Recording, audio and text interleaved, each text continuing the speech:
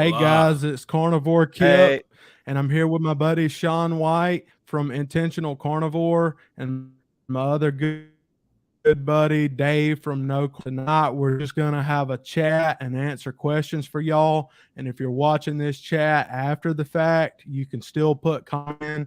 We'll do our best to answer any question that you have about the carnivore diet. Dave is all the way in Japan, is all the way in South Carolina, and I'm here in Alabama.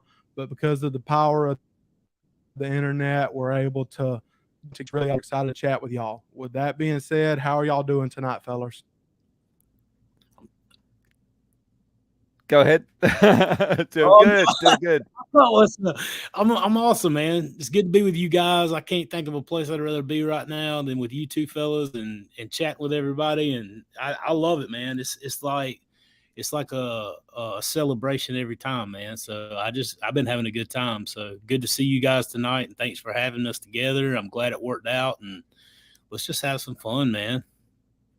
Yeah, it's really great to be here, and yeah, appreciate you putting it together. And absolutely, yeah, ready for questions and comments and stuff. Yeah. So right now, people are used to watching Dr. Barry because I'm seeing people say where they're at. Oh, nice, nice.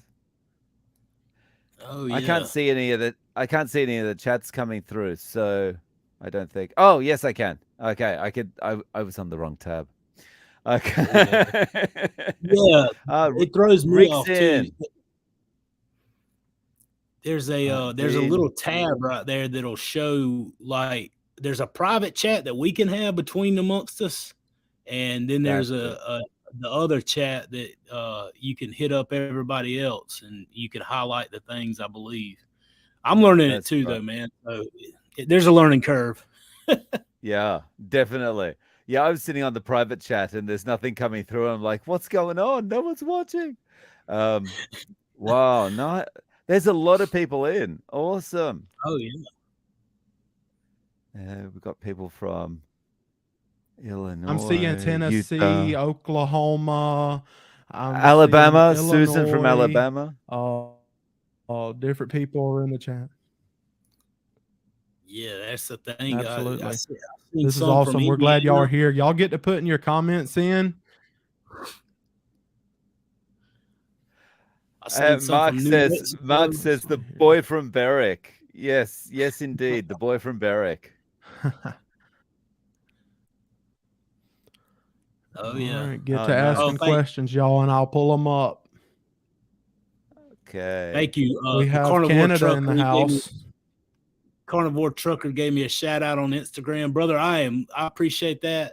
Thanks for shouting that out. I always forget about Instagram because I was so horrible. I was telling somebody last week, man, or earlier this week, I think it was semi-retired Bob. I put my first post on Instagram and got a copyright. Maybe it was you I was telling. I got a copyright strike. The very first one I put up, because I put a song in, because I didn't know what I was doing and I learned it, but I knew they gave me the song to use. It was in my little folder from them. So I don't know how it worked out. Apparently I misused it. So, oh well, it'll work itself out. Yeah, that happens. That sometimes happens to the YouTube audio library as well. Yeah, due to Instagram. Yeah. Yeah. Susan's been carnivore since still people are putting nice where they're How many people have we got in? Can you see? I can't see the Lake Michigan, Needles, California. On my side, I see 73 as well. Y'all hit that like button so that nice. we can get it over 100. Yeah. The more you like, the more people will come in and the better conversation for everybody. Oh, yeah. So Dan's got a question here. He says, did you gain a lot of muscle eating a lot of protein? I mean, from my side, I did seem to gain a lot of muscle. And it seems to come on very, very quickly and with very little effort. And I think a lot of the time when you hear people saying I've been on carnivore for 2 months and I was losing weight, but now it's kind of flatlined. That's often, I think, because the fat loss is being balanced out by muscle gain, and so your weight loss is just naturally going to slow down because you're only looking at a number on a scale. I don't know. How are you guys finding it? I had a You lot go of first, muscle. Shawn. I had to have a lot of muscle. I was 5 foot, almost 5'9", and almost 500 pounds. I had to have muscle to carry me around. Like I mean, but so I feel it. I think I kind of being funny too, but at the same time, man, that was a lot of weight to be carrying around. I was as big around as I was tall. So, I mean, it had to have a lot of weight, muscles to carry that around. I was actually talking to Kipp earlier about my bones. Even now, like my sternum, I can feel the bone protruding out of my skin because my frame has not went down completely with all the weight loss from my size, but I've got a loose skin and stuff like that. So I haven't lost the muscle. I can tell that my muscles are still quite, intact. I didn't lose any muscle mass, which is the benefit of the carnivore diet. You're feeding with that protein and fat, giving the body the nutrients it needs to maintain a lean body muscle mass while healing all the other stuff and accessing the fat for energy. So it's not like you're getting that energy from your protein stores or something like that. So I don't know that I gained a lot of muscle, but I absolutely didn't lose a whole lot. So, that's kind of where I'm at. I've never, when I started walking, that video that I put up, that was literally the first day that I had walked in 3 years, as far as anything other than walking to the bathroom or walking to get in the car or anything. And I had so much energy. I didn't even have to I didn't really plan to do that. I just had an overabundance of energy from being on carnivore over a month and a half that I felt so good that I'm like, I have to do something. And it just propelled me to go out there. All right, today's, going to be the day, and did that for the challenge. A month and a half before that, I wouldn't have had the muscle, the energy, or whatever, or the motivation to do something like that. But eating carnivore just enabled me to do that by just giving me the nutrients that I needed. So it's so many effects by just putting that in that I don't know if I can even quantify it. Cool. And Kipp, from your side? Me personally, I'm kind of like Shawn. I was almost 500 pounds, and whenever you're not necessarily concerned about muscle right out the gate. You're more focused on, I have got to get this fat off. Maybe that'll be something that I'm super stressed about another day, but right now I still weigh like 406 pounds. So I'm so focused on losing fat and getting healthier. And I want to gain muscle, but as Shawn said, we've toted around so much weight for so long, we naturally already have pretty good sized muscles. Like, if you was to grab my calf, it's way bigger than the average person's and more solid than their calf because the weight that it's toted every day. So I think we're going to be fine when it comes to that. Just giving it time, Mm-hmm. We got a guy from Brazil. Someone had a really good question right here. Oh, and wow. Yeah, and also while I'm thinking about it, for those of y'all celebrating Mother's Day tomorrow, happy Mother's Day. There's a lot of moms out there, and if it wasn't for them, we wouldn't be here. Yeah, happy Mother's Day. Absolutely. Yeah, absolutely. That's the real heroes. I'm gonna tell you right now, brother. So Michelle's got a good question at 10:06. Say, I'm not sure what the time will be there. It's probably 8:06. 7:06, 8:06. Do you find it hard to eat carnivore when eating out? I'm interested to hear what Shawn and Kipp have to say about that, and then maybe add my thoughts. Go ahead, Kipp. You want to go first, Shawn? Yeah, sure. Okay. Me in the beginning, and in the beginning, it was hard because I'm so used to eating out all the time and eating at all these different restaurants, and I had like my favorite meal at each restaurant. When I got there, I didn't even have to look at the menu. I knew what I was having. So that was a big change. And I would say it was best for me to eat at home initially until I kind of got to where I could deal with the cravings, because you're eating the standard American diet for your whole life and then you start eating carnivore. There's a little bit of a period where you can't trust yourself. So during that time I stuck, but honestly within a week or two or a couple weeks, I started getting better and craving the beef, craving the steaks. And then it got to a point, especially once I started seeing results, that I was so happy with the results that I was like, man, you can put all this stuff in my face. I can go to family get-togethers. I can go to restaurants and I can still be strong. I went to a restaurant today and I was with someone that wasn't eating carnivore, but it was perfectly fine for me to sit there and just eat wings at the restaurant, and it doesn't bother me. Oh, nice. I typically, man, I'll be honest with you, I have no desire to eat out anywhere. I don't eat out a whole lot. If I do, typically I will.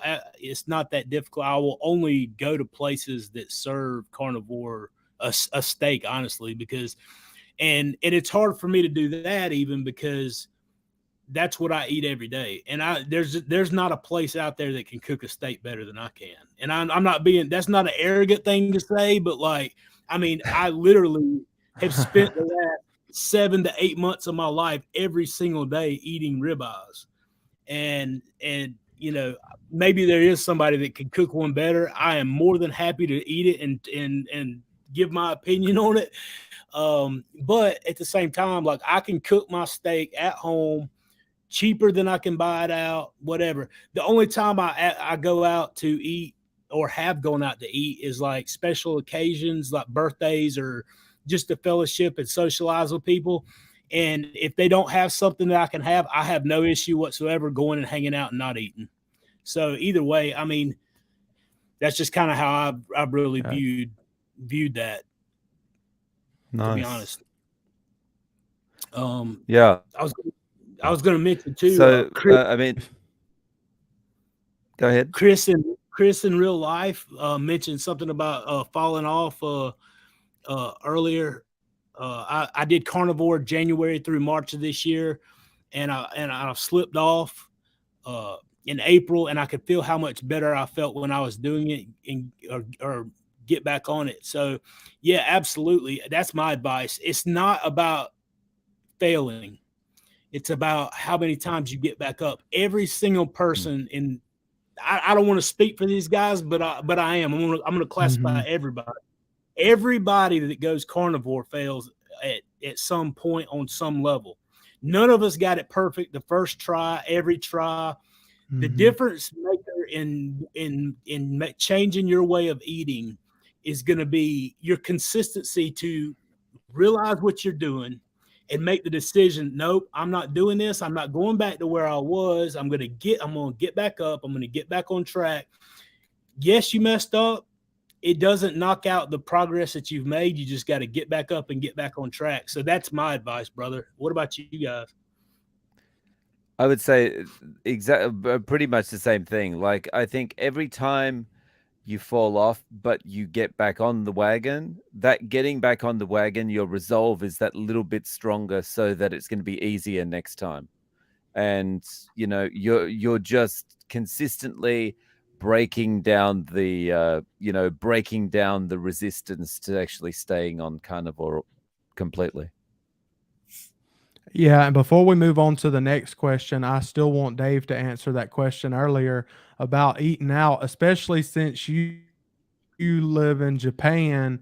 Let us know what like eating out in Japan. Yeah.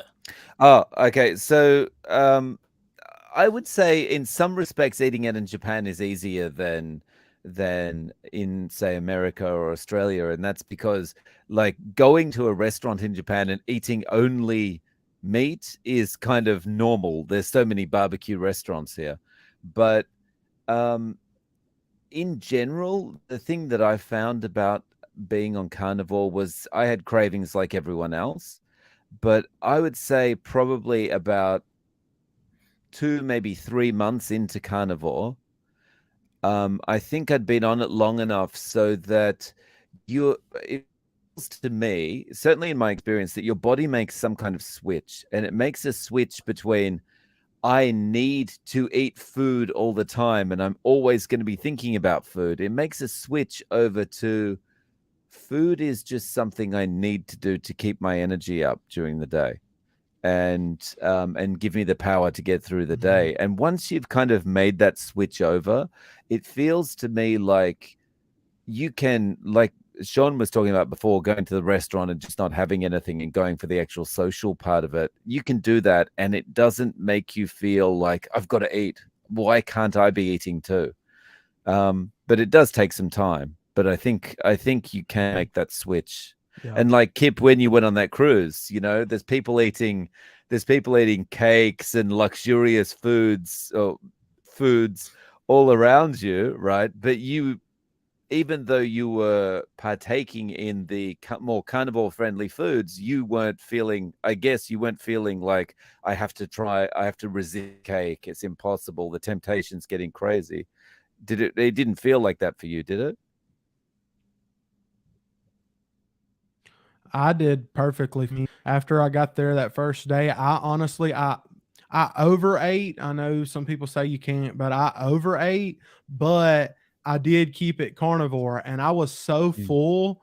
That's how I kept myself carnivore, was because I ate tons like steak and eggs and bacon, and I ate some sausage and stuff like that. But I would get so full that like I was like there was no room for anything like that, and that helped me make it through it. And it did stall me a little bit, but at the end of the day, that small stall was worth it for the success that I've continued to have since then. Because if I would have went back to carbs and cake and everything, I would have gained all my weight back already.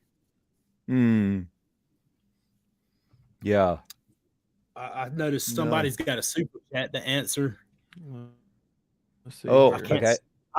I hit a button and it completely kicked me out of the chat, so I lost all track of where we are in the chat.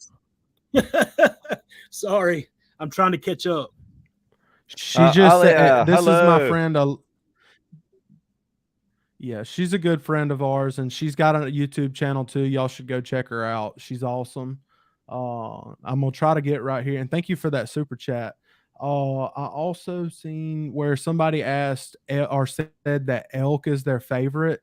Do y'all ever eat wild game of any kind, or do y'all just eat mostly what you get at the grocery store?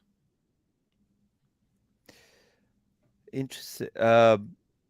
I've occasionally eaten some gamey kind of food. Like I've had reindeer when I was in Finland. That was pretty nice.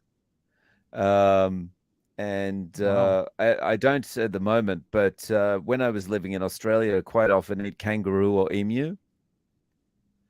The only problem for Gotcha. eating something like kangaroo or emu is there's not much fat. It's all muscle. So as nice as it is, it's not as satiating as eating a steak. The only man I What about you, Shawn? I ate deer, man. One of the hardest things for me is like during deer season. Man, I'm from the backwoods of South Carolina, brother. Like, I'll be honest with you, like during deer season, like I got to find somebody or I got to get out there and get one. So, I mean, one of my favorite foods, even before I went carnivore, was deer summer sausage. And I have no idea what all stuff they put in that because I've never seen them make it, but I know it's I'm about to commit carnivore blasphemy, but they make that summer sausage and they put jalapenos and cheese in there. And it's like, that was one of my favorite things in the world to eat before going carnivore. I've had it, like, I think one time my uncle gave me some since going carnivore, and I was like, oh my goodness. But I don't make a habit out of eating the other stuff, but I love summer sausage and deer meat. And another good thing is taking the deer meat and mixing it with beef. I'll mix it with like ground chuck or something, and eat that, or I would eat that. Like I said, the last 8 months has been nothing but beef butter, or excuse me, June of last year, it's been nothing but beef, butter, bacon, and eggs. But from the April the 17th to June the 1st, whenever I started BBBE, it was anything carnivore, chicken, whatever. And if I cheat and go off plan now, it's usually like chicken or, something like that, shrimp, something, that's my thing. Fajitas, Texas fajitas, something, a mixture of meat. Yeah, I'm from South Alabama, so there's not a whole lot that I haven't ate that comes out of the woods. This is like deer country, and like you, Shawn, we love meat down here. And I've ate a lot of wild hogs. A lot of people are scared to eat wild hogs, but if it's cooked right, it's pretty. And then and I smoke meat all the time too, so I'll eat or smoke up just about anything. I've probably ate possum and all that before and didn't know. But I eat squirrel if I have it. I've ate rabbit, all kind of other different things like on and all. And if you learn to cook it right, it can be really tasty. But I agree with what Dave said. A lot of your game meat is more, had a more active life, and it's roamed around. It's not like the stuff that's the cows that we're eating today and different animals that we're eating today. It's not, because they're all in a pen usually somewhere, and so that the animals that have lived in the wild and had to run for their life and stuff like that, they're a lot leaner and more muscular. So a lot of times you might be lacking some fat with that, but there's nothing like a steak, like Dave said, nothing like it. Well, and two, let me right, before we go any further, let me throw this out here. From South Alabama. If you have a question, help us out and put like a Q before it, because one of the things that I'm not, and this is for me, maybe you guys are different, but like I have a hard time knowing whether y'all are talking to each other or whether y'all are talking to us. I'm trying to play catch up because I got mixed up. But if you'll put a Q before your question, that'll clear a lot of that up. Because like I said, yeah. I'm trying to play catch up, and and I'm not as experienced, so that would help out a ton. I'm just going I'm just going to fast forward to the beginning, to where we're at right now, because I got so behind a while ago. If I missed anything, y'all throw it back in the chat for me real quick. Maybe these guys kept up with it. Mm-hmm. Y'all can look questions real quick while I answer this question. Someone asked, did you change how you barbecue since going carnivore? And yes, John, I've changed how I barbecue. I used to do everything with sugar. A lot of different rubs that are on the market have brown sugar in them, and that's why they got that good sweet flavor. And a lot of pretty much all of the barbecue sauces have sugar in them at different quantities. And now there's some brands that try to make some that are sugar free. They have like either sucralose or something like that in it, and we really don't need to be having that. So I've changed up everything. I call it more of a Texas style barbecue, and it's really good, but you can make good barbecue without sugar. I just wanted to answer that question and give y'all a chance to see if y'all seen any questions to answer. Okay, and we've got another super chat from Kelly Bowman. Oh, let me get down here. So Kelly's saying, hello, guys. Thanks for the super chat, Kelly. Yeah. How? Oh, she's just saying hello, guys. What? Kelly, there's one awesome. Right there. What supplements do you guys take, if any? Who's gonna go first? Shall I? Nothing. Go ahead. I take salt. Dave. That's it. I put salt in my water. That's it. Kipp. I take vitamin D3 with K2 in it, and I actually learned about it from Ferrigno Freedom's channel. And making it's not just because, but because every time I've ever been to the doctor, I was low on vitamin D, and I know that I need more sunlight. But by the time I go to work, the sun's just now coming up like early, and by the time I get off work, there's not much sunlight left. So, for me, I was taking vitamin D2, and then I did some research and found out that vitamin D3 would be like a better option. So when I found that on Ferrigno Freedom's channel, I decided to try it, and I've been taking that so far. But other than vitamin D, no other supplements but salt. I use Keto Cow electrolyte drops occasionally, more so when I first started out. I will still use it now. I drink mineral water, but as far as supplement, my vitamin D is low. I'm supposed to be taking D3 supplements, but I haven't been, and I probably should. I spent a lot of last summer out in the sun trying to get it the natural way, but my vitamin D is low, and I should take some according to my doctor, but I don't. So I don't take anything either other than salt and what I get in the nutrients out of the meat, my friends. And Shawn, tell us the good news. Answer that question right there. I've lost 243 pounds since April the 17th of last year. I mean, this is a 2X shirt, and it's hard. I slouch so bad. My wife was telling me, or my wife or my mom, one. The two women in my life, but my wife, my mom, and my daughter. There's the three women in my life that's keeping me straight these days. But they said, stop slouching, sit up. I was like, yes, ma'am. But nevertheless, because I slouch so much. But yeah, 243 pounds since April the 17th, 2022. And I weigh 214 pounds right now. My goal is to get to 190. So I'm like right at 14 pounds there from getting to my goal. But yeah, man, it's been a wild ride. It's kind of surreal to even me. Gotcha. Dave, you want to answer the coffee one? I'm not sure if we talked about coffee a while ago or if that was off the air. That might have been off the air, yeah. So what are your thoughts on coffee? Michelle says, I can't give it up. I drink it black with butter. So I feel your pain, Michelle. I can't give it up either. I've been a coffee drinker basically all my life. I was introduced to coffee as a very young kid, and now I drink coffee to wake up, to stay awake, it's just habitual now.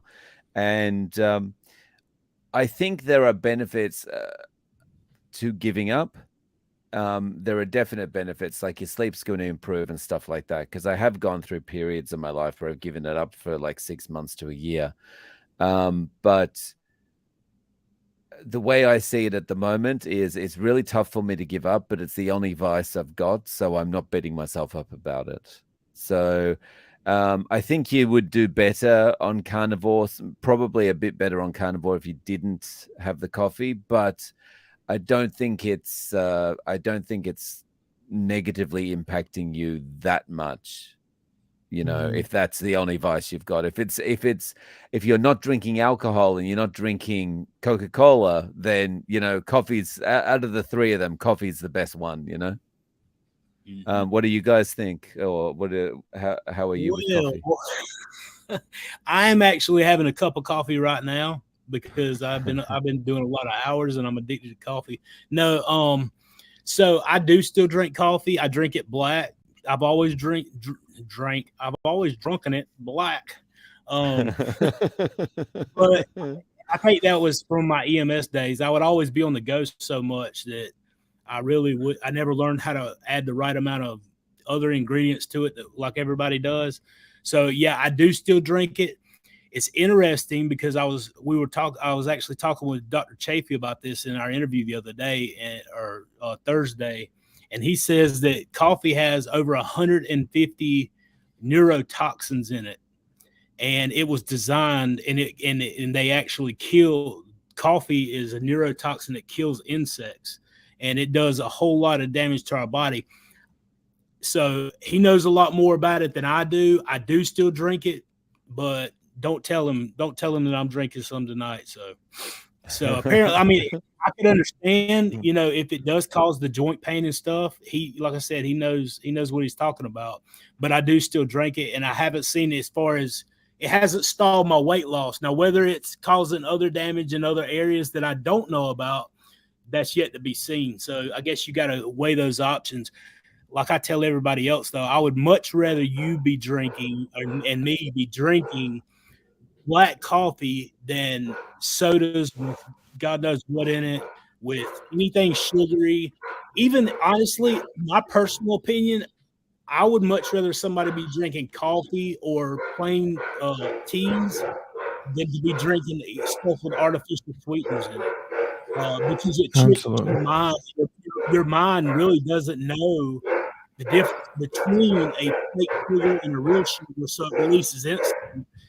Everybody that's been on this way of eating for any amount of time knows that insulin being high is what locks your body off from being able to access fat and keeping you on plan and curbing the cravings and everything else. So, I mean, that's just kind of where I'm at on it. Maybe it's not the best thing to be doing. I'm with Dave on this one, but that is still my thing. Gotcha.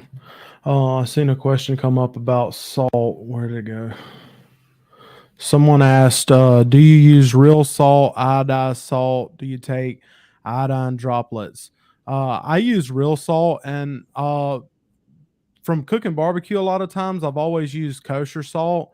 And one of my channel members actually send it to my PO box. They sent me some different salt to use or whatever, which it was from Redmond's Real Salt, and I've been liking it. I haven't been using it very long, but that's mainly what I use now. In a pinch, if I'm at work or somewhere and I'm out and I don't have that high quality salt, I'll use iodized salt if I have to, but I do believe that it's lacking minerals and things like that. What about y'all? What do y'all do for salt? Shawn, how about you? I do just regular Morton's, like regular salt. I do kosher salt, but I haven't. I want to try the Redmond's real salt or whatever. But yeah, it's just regular. I have taken iodine drops. I do have some of the Lugol's 2% drops, but I stopped using those when I started using the Keto Chow Daily Minerals because it has it in it. The Daily Minerals from Keto Chow, it has your trace minerals, and it has iodine in it. So I didn't want to compound it, and so that's really all I use. Gotcha. Right now, I'm just using regular old table salt. Gotcha. Yeah, now a lot of people are saying what salt they use. Carnivore Quest is in the house, y'all. They're saying they use sea salt. Hey, we guys. love their channel. Love their channel. Larry and Cassius, my peoples. There's one right there. Can I add soy sauce and spices? What do you guys think? You want to go first, Dave? Soy sauce, I don't know. I think you would be wanting to check the ingredients of that, but I mean, predominantly that's just salt. So maybe that's going to be okay for you. Spices, I don't know. I think it's going to be down to the person, really. I think you're going to have to. I would be taking the approach that I would get rid of everything first, eliminate everything first, and then gradually add things back. Okay, I want to try this spice today, so just have that spice for a week and see what happens. And if you do okay, then it's time to start adding another one that you want to try as well, I guess. Personally, I don't, but yeah.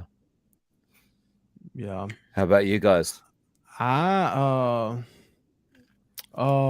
For spices, I use right now I use garlic and I do use black pepper, but it's like you said, Dave, that is very specific to the person, because some people, if they have like even a little bit of black pepper or a little bit of garlic or a little bit of onion powder, it really messes with them, especially with autoimmune conditions and things like that.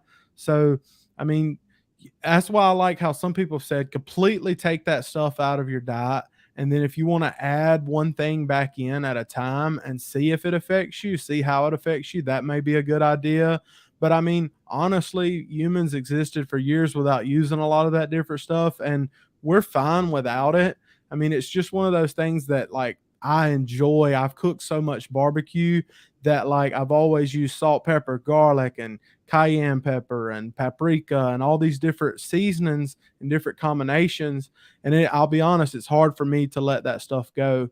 And if I ever see that it's making it to where I can't lose weight or my shoulder starts hurting again or things like that, then I would have to say bye to it. But right now I'm fine with those seasonings. Yeah. So I don't use anything with soy sauce. I cut it out. Anything that's a seed oil has a real good possibility of causing inflammation in your joints and retaining that inflammation. So I cut most of that stuff out. Spices, I was kind of the same way. Garlic, I love minced garlic, and I do use garlic occasionally. I use a sugar-free, it's called Blaine's sugar-free on some of my steaks every once in a while, and it's made somewhere in Georgia right around here. So I will use some of that, but initially, no, I wouldn't use anything but salt, just simply because even the spices like garlic does it for a fourth tablespoon or something like that, does have a small amount of carbs in it. And I was just at the point where if I was going to do this, I wanted to max it out. So literally I would not add anything. And, other than the only carbs that I got was the trace carbs in meat and the 0.6 carbs that are in eggs. And any carbs that are in meat or animal products, as long as you're consuming just animal products, it's not going to hurt you. I mean, you're not giving yourself you're not giving yourself the sugar and the other things to compound those carbs. It's not the same. So, that's just kind of where I was with that. Andrew's got a good one. What's the question? I don't see it. Sorry, I may be behind you guys. Like I said, I don't know here. There we go. That's fine. I've ate meat only and can't seem to get into ketosis, and just wondering why. I mean,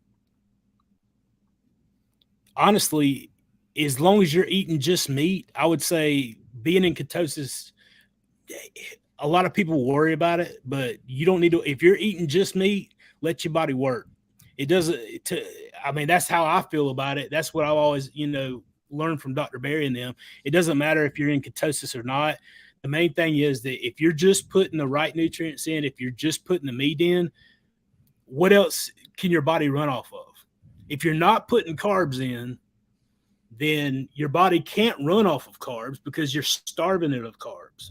So it's got to be running off fat. It can only run off fat or, carbs or fat. So my understanding is as long as you're not putting carbs in there, I wouldn't worry about it. A lot of times people use the urine strips, and your body, if you're running off of ketones, you're not going to eliminate those because your body's running off of it. Yeah. I mean, I don't know if you guys have something to add to that, but I would just say, like, I've done Atkins and stuff like that over the years. And if you worry a lot about being in ketosis, you can actually drive yourself crazy. And I've used the urine test strips that you're talking about in the past when I was doing Atkins. And I find that what happens is it's just like a roller coaster. It just goes like this, you'll be in what looks like heavy ketosis one day and then nothing the next. And, it drives a perpetual kind of worry about, I'm put weight back on and stuff. But as Shawn says, if you're not putting any carbs in, then how else is your body running? So yeah, don't worry about it. Yeah, and I just keep it simple for me. The crocodile, whenever he grabs the animal out the water, and eats it, or whenever the tiger grabs his prey, or when the lion grabs his prey, he doesn't have ketone strips, and he doesn't worry about that. He's worried about eating to survive. And that's the way that I feel like I should be. I should be eating my proper human diet, as Dr. Berry says.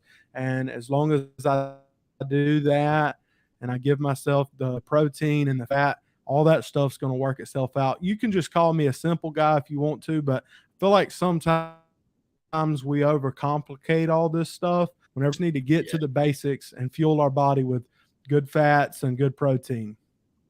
And Kipp, that is a very profound thing to say. And if I could just add to what you've said, I think we as a species have a very strong ability to make things more complicated than they need to be.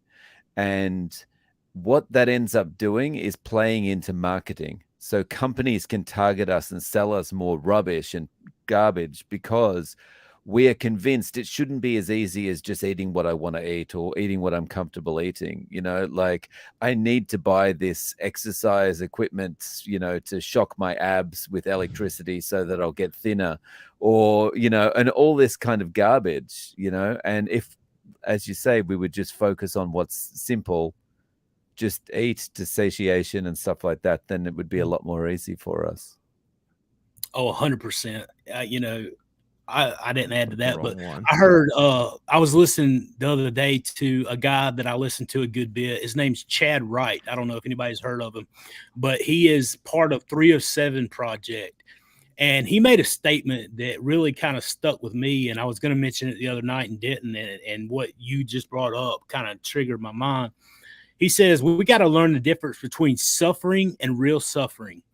A lot of times we think we're suffering, but a lot of it's our own choices that we're suffering. Real suffering is when we have no control or we have no choice in the matter.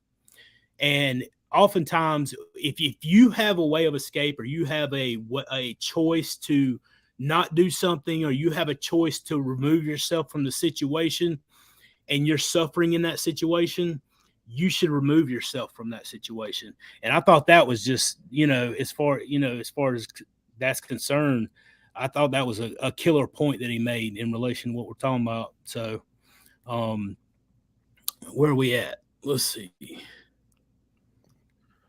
I put what Jerry Colbert asked. Jerry Lee Colbert asked, "Have you all had any issues with eating eggs?" I tried to put eggs back into my diet, but it causes too many issues with my stomach. I have personally had any issues with eggs. I've noticed I don't really crave them that much. When I first started, I was like, "Oh, eggs is going to be a staple." Now I eat eggs more of like when I'm somewhere and I can't find old eggs, or every now and then for breakfast with my family, we'll just cook up some eggs. But I don't have eggs every day, and it's fine if that works for you. But I haven't had any issues with them. I just don't crave them as much as people. What about Yeah, y'all? me neither. I haven't had any issues with eggs. I eat a lot of them, but basically I'm using eggs as what bread or rice would have been for me before. It's kind of that kind of filler or something like that. Yeah, I How mean, about you, Shawn? I do. Everybody knows I eat. I put it out on the video that I eat eggs every day. I haven't had any issues whatsoever with it. I have seen a lot of people that have, initially will have some issues with the histamines that are in eggs, maybe the egg whites or whatever. Or excuse me, the what is it? The protein. It's the protein. They have an issue with the protein, or it is. I was right. It's the whites, and they have to eat just the egg yolks. If you have an issue with the eggs, eat the yolks and leave the whites out, and see if that clears it up. But if not, man, just truck on. I haven't had any issues whatsoever. Are you a We prepper? got a question here. Are you a prepper? What items? You stockpiles long-term storage food. One of y'all answer that first. Okay. I'm not stockpiling anything. I'm in trouble if anything happens. Yeah, I'm the same way. I understand why people do. You know, I don't think it's a bad thing to be prepared, but you know, honestly, I'm not a prepper.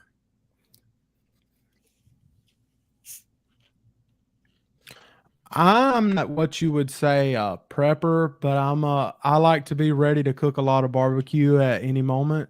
So I try to keep stuff in my deep freezer. And I try to go in my second refrigerator outside and then my refrigerator in the house. And I've always been that way. I like having pork butts and I like having chicken leg quarters and briskets on standby like that because I'm always firing up a smoker. People think that I'm only doing it for YouTube videos now, but even years before I started doing YouTube videos, I still, and you could ask my wife, barbecue all the time. And like, I'll get home from work and I'm like, she's like, "You tired?" I'm like, "Yeah, I'm tired, but I just want to go fire up the grill because that's like my passion." So, me, I'm not what you'd say stockpiling. I like to have all that stuff because, man, when I want to brisket, I don't want to be like to search how for brisket. I like for it to be there. Nice. I got one here. I was actually gonna, let's see, right there. I need to lose 100 pounds on carnivore been on carnivore for 2 months. Do I need to reduce the fat intake since I have a lot of fat already? You guys want to go for that one, or you want me to do it? Should I jump in? Y'all smarter than me. Well, I'll just say fat doesn't make you fat. Well, no. Yeah. Right. So ideally, in my experience, you want to be eating as much fat as possible. And you know, I've even got less kind of concern about protein now as well, because Dr. Chafee mentioned on the interview he did with you, Shawn, how gluconeogenesis is driven by demand. It's not driven by the amount of protein you're actually eating. So, you know, I just say make sure you're eating a lot of fat, eat as much protein as you feel you require, just cut out the carbs. You'll lose weight. That's my take anyway. What do you guys think? I'm 100% in agreement with you on that. I've heard people debate the fat versus protein thing, and what you got to understand is, if just starting out, you've been on carnivore for 2 months, don't, until you've been on it at least 3 months, don't start stressing your body out. First of all, just keep it as simple as possible. But secondly, while you're going through this process and this transition, get into, like you're doing here, you know, get in these carnivore groups, study it, follow some of these doctors that know way more than I do. But just understand that the idea that eating fat makes you fat is absolutely ridiculous. Your body uses fat for fuel, and not only that, but your body uses fat for every cell in your body for a building block. So eating fat doesn't make you fat. What makes you fat is a high insulin level, because it's responding to your blood sugar, which blocks off your body's ability to access fat. And so when you eat only meat, it keeps your insulin level down because your blood sugar doesn't spike, and your body is therefore able to access the fat to use for energy. You don't have to add a whole lot of fat. Just eat. You will know if you do add too much fat because you'll be in the restroom a lot. But and even now, after being on carnivore and eating a lot of fat over a year, if I eat too much fat, I can assure you I know it. But you don't have to lower the fat simply for the weight loss. The weight loss is going to come by not putting sugar carbs into your body. Eat fat and protein until you're satiated. When you get full, cut it off. When you get hungry again, eat it again. Don't stress out about it. Yep. What he said. I would say what Shawn said, but honestly, I don't look at it as, for me, I always start out by eating fattier cuts of meat. And that takes care of 90% of it right there by eating like ribeyes and things like that and chuck roast and stuff like that.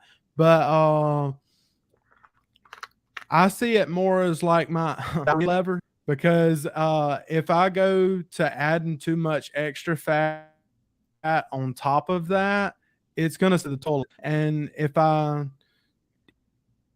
eat less, then it's gonna sometimes I might be like, man, it's been 2 days and I haven't went yet, and then that could be another issue. So to me, it's just more or less finding my balance to have like normal stool, instead of, I haven't been as focused on losing the fat, because that's been happening anyway for me. Even whenever I've ate more fat or less fat, I've still lost. Sometimes I've been to the bathroom more often than others, depending on if I took that fat level to the extreme or not. Sorry, if I could just follow up a little bit. I agree, totally agree with you guys. I think again, this kind of thing about too much fat or too much this or too much that, it also comes back to what Kipp was saying earlier about we've got a tendency to overcomplicate things, right? People are always looking at what should my macros be. And I think we need to worry less about that and just go, well, when we get a cut of meat, we've got fat and we've got protein naturally existing together. Like, just eat that, and just, if you feel satiated, that's great, but also, yeah, you end up finding on carnivore that the amount of fat that you're eating kind of helps you manage how often or how not often you're going to the bathroom. Yeah. Definitely. Someone want to take on John's question? Go ahead. One of y'all read it. What are your thoughts on protein thresholds? Could we benefit by splitting up our protein across a few meals rather than eating all of our protein in one sitting? I would say, like, I personally found out whenever I tried to do OMAD that I hated it. I don't do OMAD. A lot of people love it. I personally don't. It didn't work well for me. I don't think that I couldn't make myself eat enough in one sitting to last me from that one meal to the next meal and keep that satiation that I needed and keep my energy up. So I've done OMAD. I did 3 meals a day when I first started. Like I said, for up until the time I went BB&E, I did 3 meals a day. I didn't think about, how much fat or protein. I just ate meat and tried to get on this something sustainable going. And then once I started trying to really focus in on, how I wanted to tweak it around the 3-month time period, it was 2 meals a day. Then I tried the OMAD, didn't work, went back to 2 meals a day. And that's where my sweet spot is. If you can stay consistent and make it sustainable for you at 1 meal a day, great. But don't get so fixated on 1 meal, because you may try 2 and you feel so much better and you're not tempted to fall off as much. So I guess it would be, as far as whatever your desire is. If you're worried, like Dave was saying about the protein, if that's the part that you're worried about, don't be worried about that, because even like Chafee said, you'd have to eat 4.5 grams per kilogram of protein to overeat it to the point to where you're getting too much protein. It's very hard to overeat protein, and it's not going to affect your sugar like a lot of people try to think it does. So, I mean, that's my thoughts on it anyway. If I could add, I just do what feels better for me. There you go. Go ahead, Dave. I'll go after you. Sorry. Just talking about OMAD versus OMAD. I do OMAD, and I've done OMAD for 11 months, but actually I do better on OMAD. Like I feel a bit better, and it feels like my weight is slightly more stable on OMAD. As far as if I get it down a pound or two from where I am, that it'll stay there. But the thing that keeps me on OMAD is it just gives me so much more time. So I trade off. It's just I've got more time. I'm more productive. I'm not thinking about food. So that's why I stick with OMAD. So it's actually not a health related thing. It's more of a productivity kind of thing. Sorry, Kipp, go ahead. It's gonna similar to you, but and Shawn, we actually all three kind of do 2MAD instead of OMAD. And there have been times that I've ate 3 meals in a day where like I just was at work and I had some bacon this morning, so I'll run downstairs and grab some because I don't worry about it as much as some people. But normally I would say 90% of the time I probably just do 2 meals a day, and which is lunch and supper.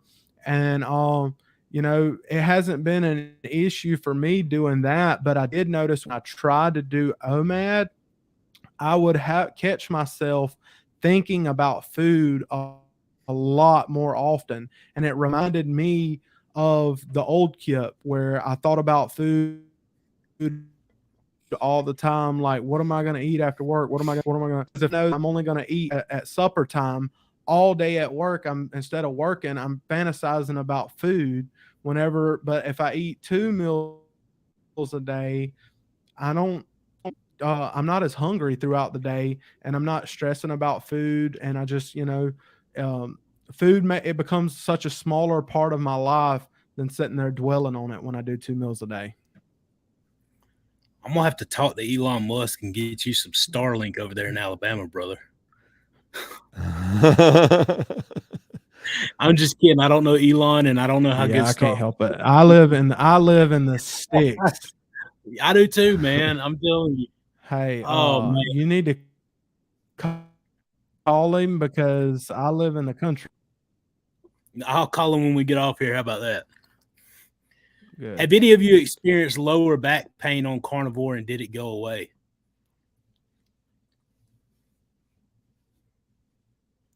I experienced lower back pain prior to carnivore, and carnivore made it go away. Okay. Wow. Yeah, I had lower back pain before carnivore. Go ahead.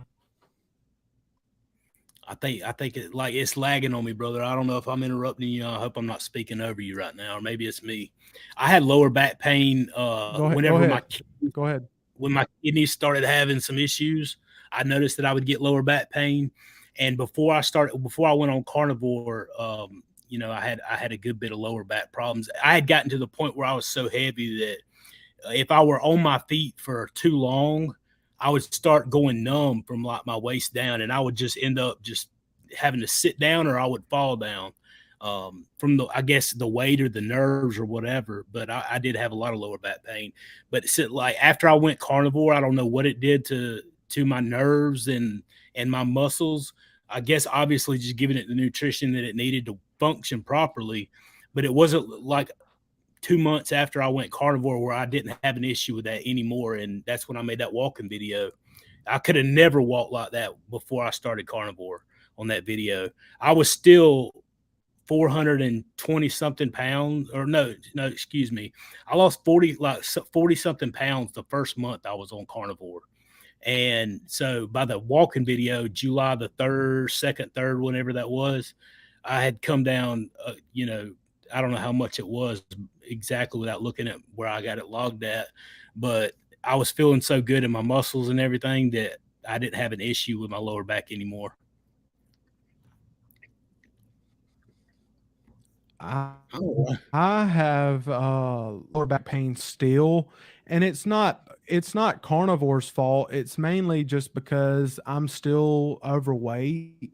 I'm down to 400 pounds, but and I would say that I've had issues on my lower left side of my back, and I think as Shawn has experience with, as you get more of the weight off, I think that pain's going to get a lot better. And I'm excited about that because already my shoulder pain has completely went away, but I still have too much weight on my body and on my joints for my lower back to be 100% better. But I'm working at it, and I'm going to get there. 100%. Let's see here. Y'all see any other questions over here? I'm scrolling. Yeah, here's one. How long does it take you to smoke a whole packer brisket, Kipster?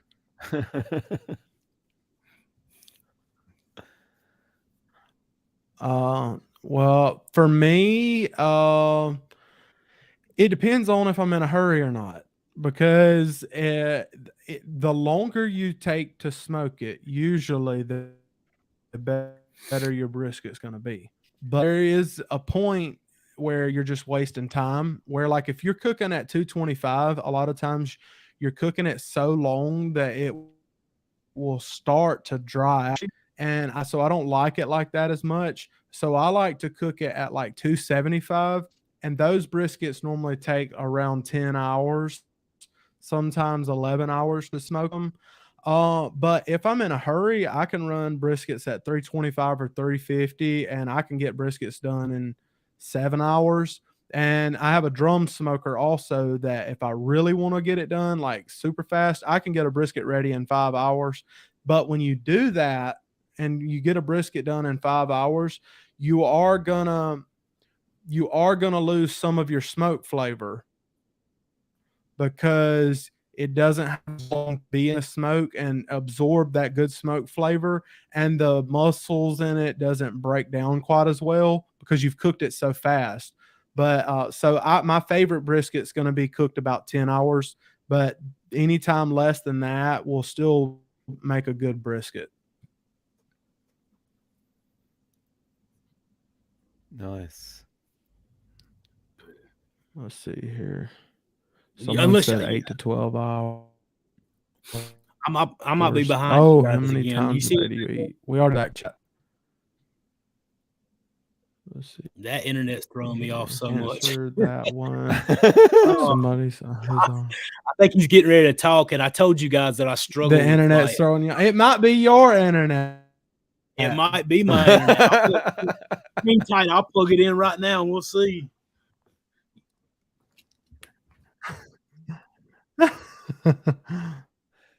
So we kind of already answered that question, right? How many times do you eat? I'm a 3-year ketovore and a year into carnivore, down 200 pounds off all 12 prescriptions, fixed diabetes, high blood pressure, ED, sleep apnea, and gout. Blood work is stellar. Hard truth, that is amazing. That's awesome. All of those results in 3 years. Yeah, that right there. Wow. Could you have achieved all those results? Retired Bob was here. He'd give you a fist bump and a high five. That's nice. I'll give him a huzzah. Read that, Shawn. What that person just, you see what the person did? Just from switching to it. 12 prescriptions, fixed diabetes, high blood pressure, ED, sleep apnea, and gout. Dude, that sounds like my story. I'm telling you, that's congratulations. That's awesome. And I like, dude, I get excited anytime somebody reports that right there to me, because I know what it's like to lose 200 pounds. Not all the prescriptions. I'm still on 2 prescriptions that I need to come off of for blood pressure, but I did come off one of them, and I'm getting ready to come off the second one. The diabetes, that's awesome. That was one of my big motivators to get off of, not have diabetes. Blood pressure, the sleep. I got so addicted to the CPAP machine. I still sleep with a CPAP machine, not because I need it, because I don't quit breathing anymore, but I just got so addicted to wearing it. So congratulations, huzzah, and that's awesome. Keep pushing forward. Now, absolutely make a point to share it with people, brother, because we have been helped. We've been blessed. We got to share this message, because there's so many people that started just like you and just like me that need to hear this message, that they don't have hope and they don't have that assurance that there's going to be a brighter tomorrow, because they have a whole system full of people that they're trying to seek advice from and get answers from that won't tell them the truth. But you and I have the truth, and we need to share it. Great job. That's it. That's inspiring to me. And, yeah, that's awesome. And I would say too that since you were talking about pre-diabetes, that I was a pre-diabetic, and my doctor was just to that point of trying to get me to take all kind of medicine, and I've always been a type of person that doesn't like to take medicine. So I was like, I have to do something. I have got to make a change. So right now I'm lowering my A1C. I go back May 22nd to my doctor, and I should get some results there on how things are going. But like you, Shawn, I was also on blood pressure medication. And right now I'm still taking that. And I'm hopeful that I might not get taken off of it this first time. I have to be realistic that I still have a little ways to go, but I'm headed in the right direction. And maybe my doctor will lower my dose.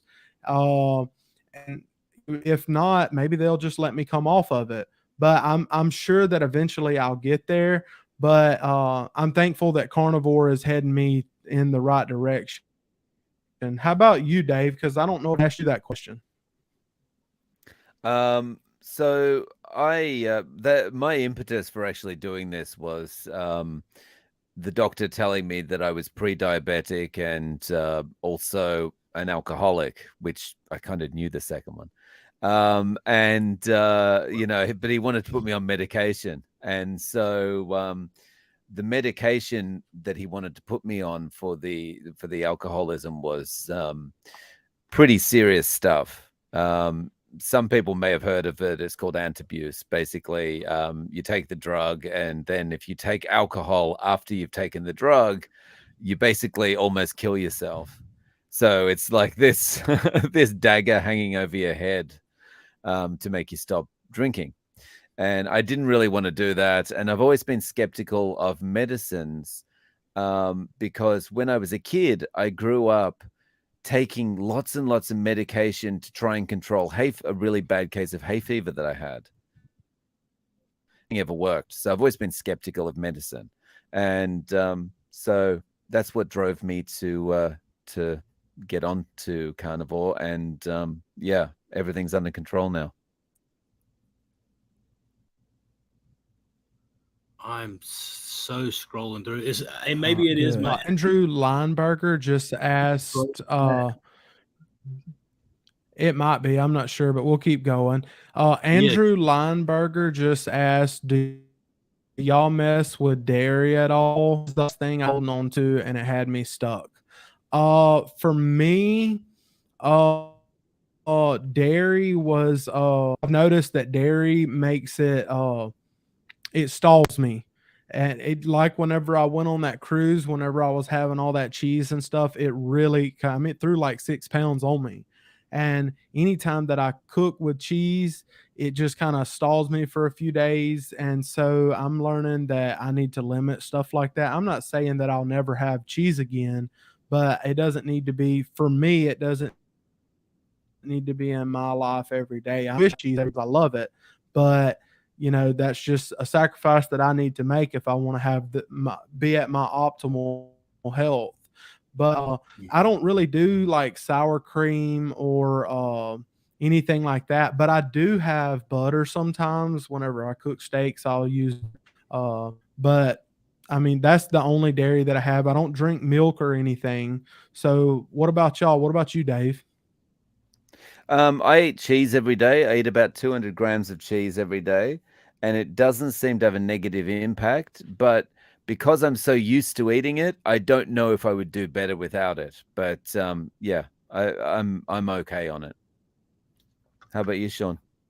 I did not eat a whole lot of dairy other than cheese. You know, like cheeseburgers or like shredded cheese on subs or whatever before I came to carnivore. Because every time I did, I would always tell people, I don't know if I'm lactose intolerant, but if I'm not, I missed a good chance because my body reacted that way beforehand. So I really wasn't addicted to dairy a whole lot. Since going carnivore, I just don't, other than butter and ghee, simply because of the lactose in it. Lactose is just the natural, you know, the butter and the ghee obviously is the closest on the fat side of the spectrum of dairy. and I have no issues whatsoever with that. Like Dave can tolerate some, down into some of the other stuff, and that's all fine and well, if that's you. As long as we're not talking about like milk with the with all the lactose. The closer you get to milk, the more lactose you're getting, and that's the natural sugar that's in it. And so I didn't want to partake of that. So that's just kind of where I fell on it. But I mean, if you can tolerate down, some of the other stuff that's a little bit closer to the milk side of the spectrum, then more power to you, man.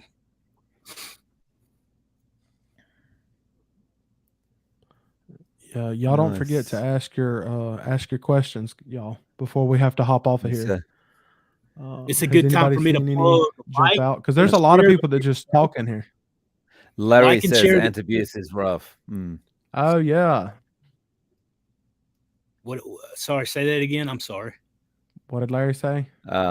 Well, when I was talking about the drug to get off the alcohol, the antabuse, yeah, Larry agrees. Larry's saying antabuse is rough. Oh yeah, yeah. He's got a pretty amazing story as well. Gotcha. Steve, sorry. Larry's awesome. Yeah, that's my brother. Steve Johnson. He told me to come. He would give me some deer summer sausage earlier. I was like, I wrote it down. I'm gonna take him up on that one of these days. He said, you're gonna have to put a video on YouTube of how to cook a steak. Absolutely. I already have some footage filmed of me doing that because I had planned on doing that. I just haven't got it done yet. I've got 2 or 3 things going at the same time, but I will get you done, my friend. It's gonna be good, hopefully. I would love to see Dave do that challenge that he was just talking about. He didn't know it was a challenge, but he was just talking about cheese. I would love to see Dave on his channel one day do like a little experiment where for like a few weeks or something to just see how it affects him. I think that would make a cool video, Dave. Actually, that's a good idea. Okay. I'm gonna start I'll start that from tomorrow, I think. There you go. That will be cool. Yeah. No time like the present. So I'll start that tomorrow. So. You heard it here first. Nice. So Larry had a good question there. At what would that be? 9/11, 10/11. What do you eat mostly? I can't put it up on screen. So Shawn, what do you eat mostly? I eat mostly ribeyes with a couple of pats of butter on the top for my second meal, and eggs with butter and water mixed, and like deviled eggs. Mix the yolks with hot water and butter, a half a stick of butter, and that's what I eat most every single day. That's what I had today. I did actually. My wife got up and cooked me some bacon this morning, which I don't normally eat a whole lot of bacon anymore, but I did this morning, and it was fantastic. So that's me on a normal basis. What about you guys? And Kipp, how about you?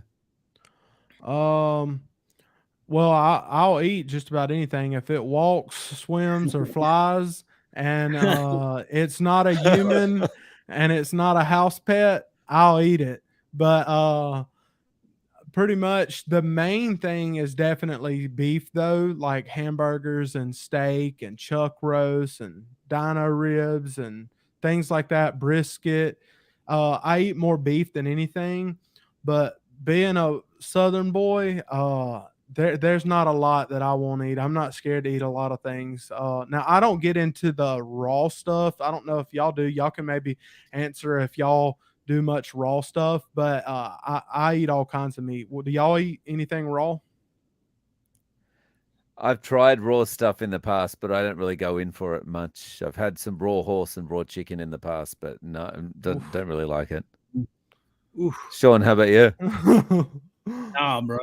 Everything I'm eating's got to be good. I have had sushi before in my life, but that's about the only thing raw. My wife used to accuse me of just drinking eggs raw because I love my eggs over easy sometimes. I used to eat them like that all the time. But that's about as close to raw as I'm gonna get. I'll throw this out there too. I haven't done the start. I've never I don't think I've ever in my life had a sardine, ever, not even once. And I don't see me having one. I just can't in my brain make myself do it. I don't know what it is about a sardine. So I mean, I somewhat like sardines, but I can understand that you can get that way about food. Like, for example, most seafood, like oysters and all that kind of thing, I just don't go in for all that kind of stuff, you know. It's more of a texture thing for me than anything. But yeah. Now, I mean, I love shrimp. I will eat. I will shrimp's eat good. Shrimps. You know, I love it, but I have had oysters. Oysters aren't bad either to me, but as far as like, there's something about, I don't know what it is. Everybody that's doing the sardine challenge, I'm like, nope, it'd be a challenge for me to eat.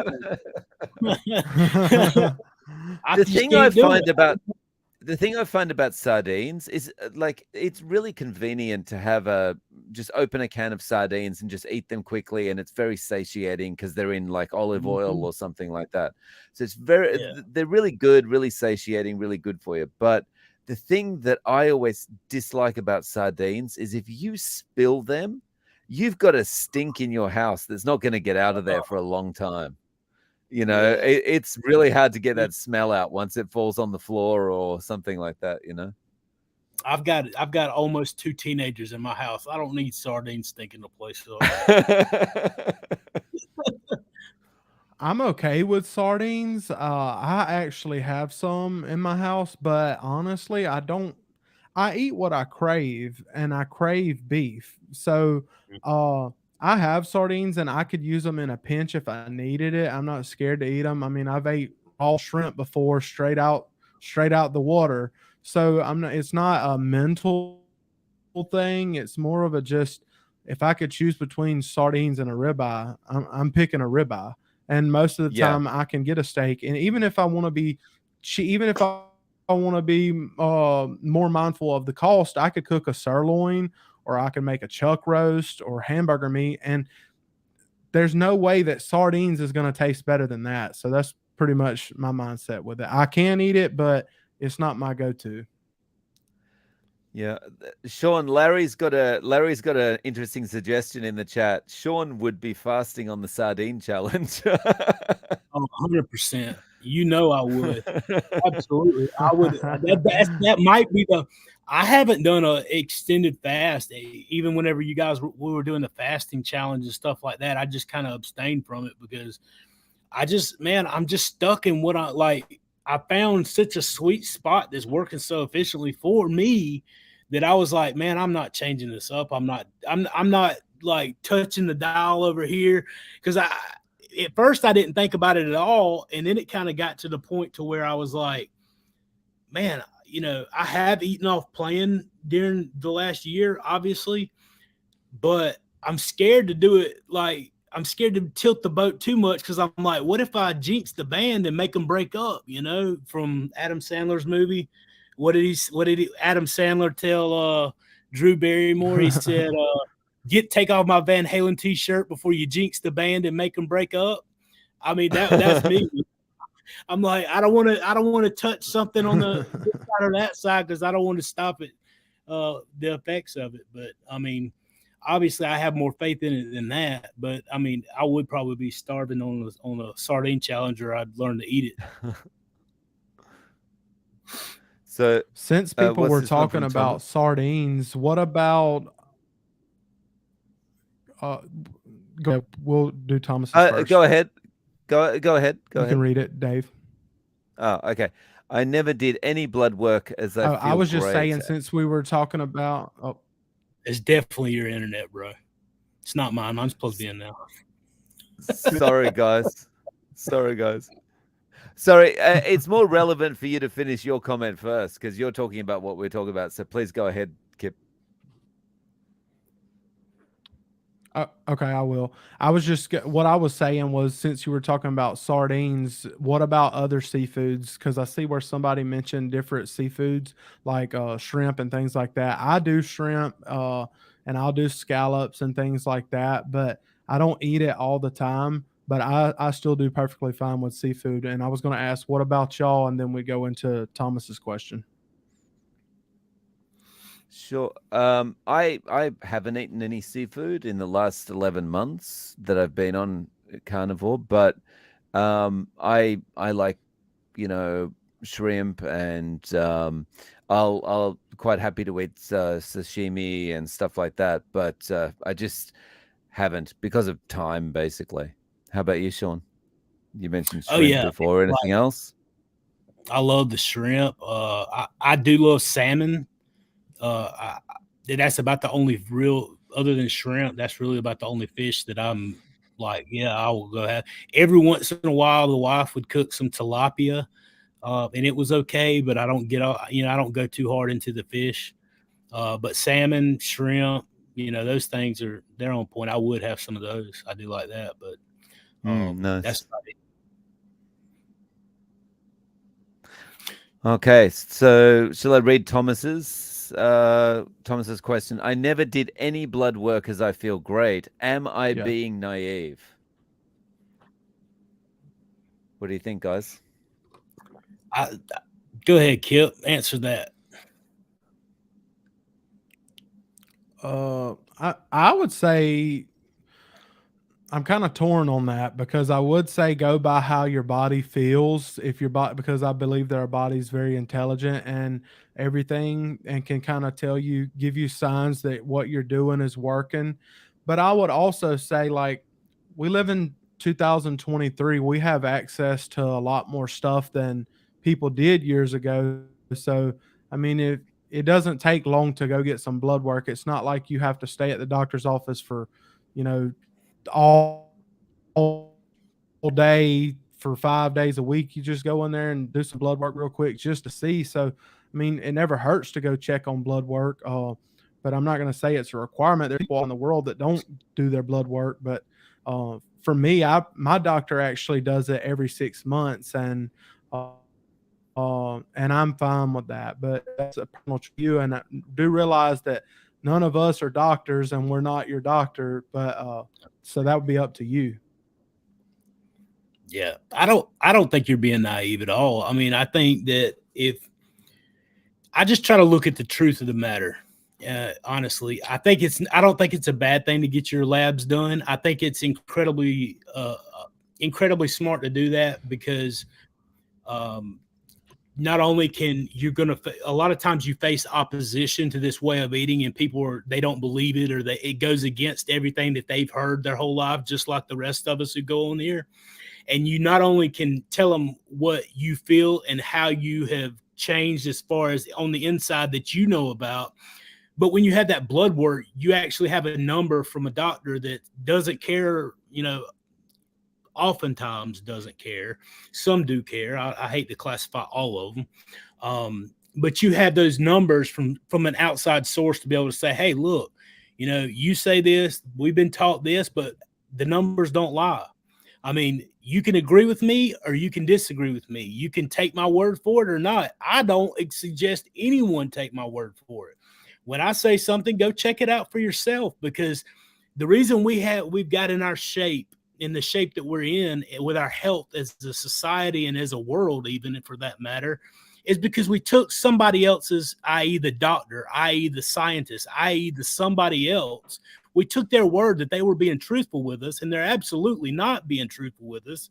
And they're leading us in a direction that we were just following what they said. They're the experts. So, I don't think it's a bad thing. I don't think it's a naive thing, because this way is the proper human diet. It's what I believe wholeheartedly, and these guys can attest to as well. We were designed to eat this. It's our bodies. It's how they're made up to eat this. So it's not naive at all to eat what we were intended to eat. But it is definitely a good source to have, to be able to show other people who are definitely contrary to this idea that it's not just your word, it's the numbers prove it. That's kind of just where I'm at. I don't think Thomas is being naive either, right? And I Frank, we agree had seen basically with their you. comments. Oh, sorry. Go ahead, Dave. So I don't Go ahead, think he's being naive. Like, I agree with both of you. It really comes down to how you feel, I think. If you feel good, then that's a good indicator of whether things are right in your body or not. And you also have to remember your LDL could be elevated a lot, but that's not necessarily a bad thing, right? Again, I'm not a doctor, but that, my understanding is that's not necessarily a bad thing, because LDL, like cholesterol overall, is reparative, right? You need cholesterol. And so getting your blood work done might actually make you fearful of like that there's a problem if your LDL's high, for example. But I do think you should get it done for the simple reason, like you've got a yardstick, right? So you get it done, and then when you get it done in 3 months, you've got to compare to, and you can say, well, look, you said high LDL is bad to your doctor, but look, my LDL is going down now that I've been on this diet for a while, which is exactly what seems to be happening with me. And I mean, I know it fluctuates from day to day and hour to hour anyway, but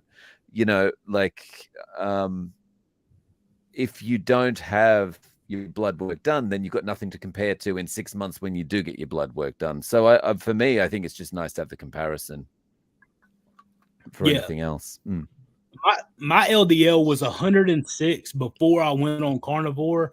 It was 156 after 4 months on carnivore, and it was 184 last week whenever I got it checked.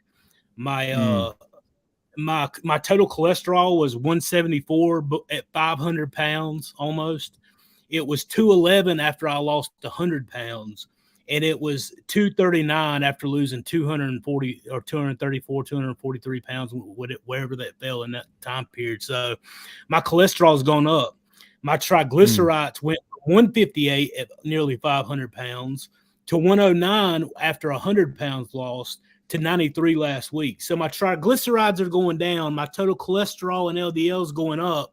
My A1C went from 7 down to 5.2 last week. My blood pressure dropped almost 30 points, and I come off medication. I'm more active. I mean, that's the things that going back to having your numbers, that's the things that you can be able to show people. I can get on here and I can make videos about losing 243 pounds, but the numbers, I mean, I would say I'm in probably the best health of my life, and I weigh less than I weighed in 9th grade. Not just because of the weight, but because of all the other factors. And that's what I can share with you guys, that this works. It's the proper human diet, and it's very efficient.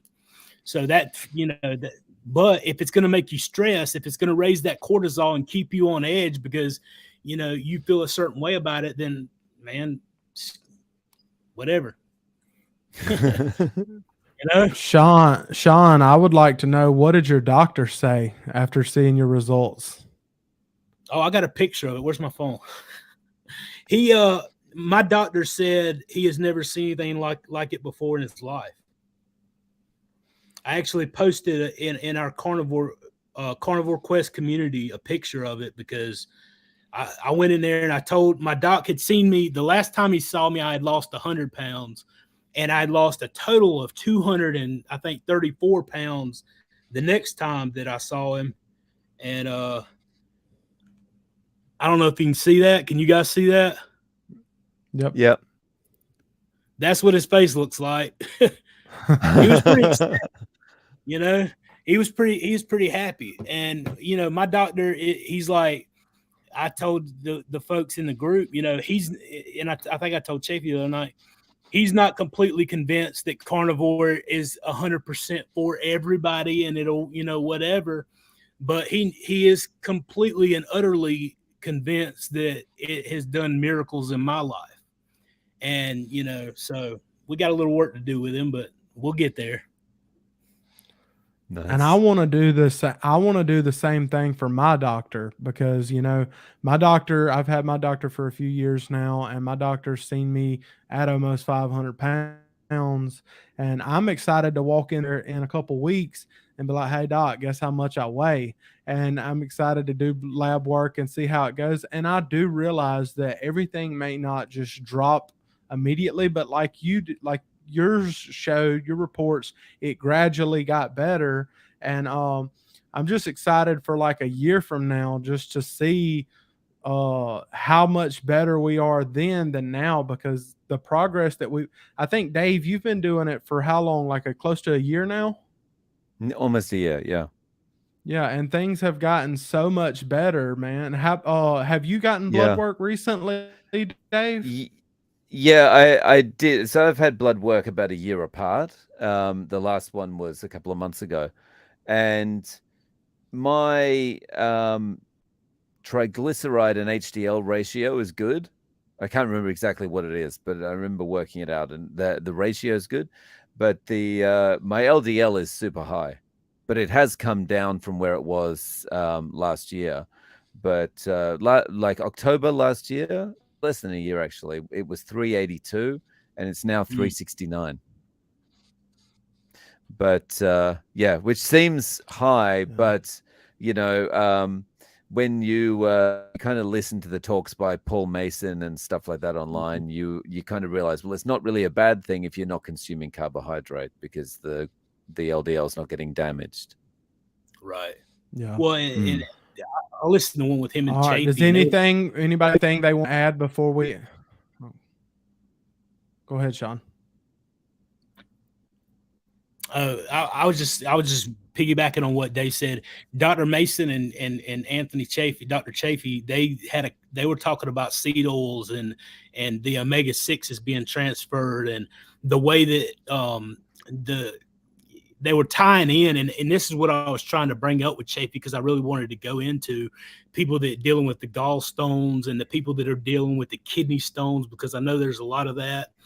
And you know, you can see the oxidation from the omega-6s, and the LDL being the transport vesicle that pushes it around when you're consuming a lot of seed oils, and it oxidizes. The seed oils oxidize and move around the same way, and rest and form some of those oxidized. What's the word? My mind goes blank. It oxidizes and settles in and causes those crystals. It stores up, and you end up with gallstones and different things. But that it's another point for another day. I don't want to go off anymore on a tangent. It's good stuff. Yeah.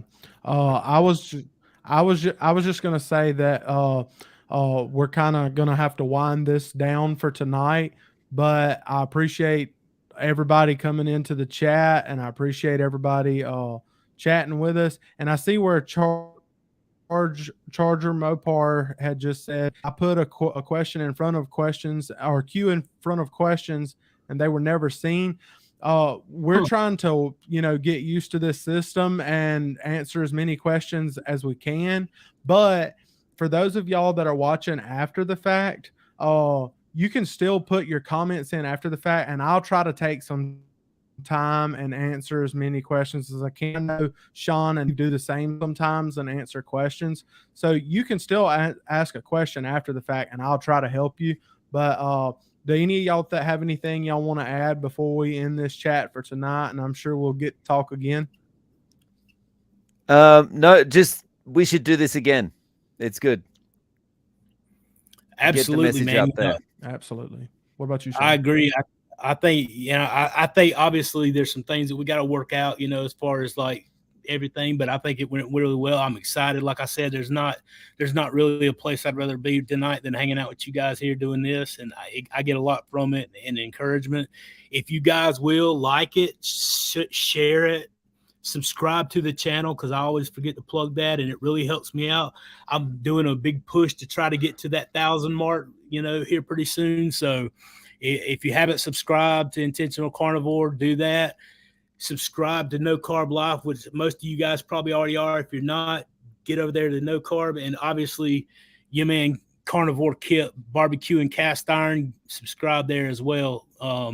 Appreciate you all being here, and we love you guys. And if you have any questions, like he said, just put them in the chat, and we'll try to hit it up and try to get to them. And if we missed any, I apologize. We tried to hit as many as we could, and some of them apparently we just didn't even see. They didn't pop up. But We love you guys. Appreciate you guys. Thanks for the encouragement, and we'll see you guys next time. Keep pushing forward. Cheers, guys. Absolutely. Thank you, everyone. Take care, everybody, and we'll see y'all next time.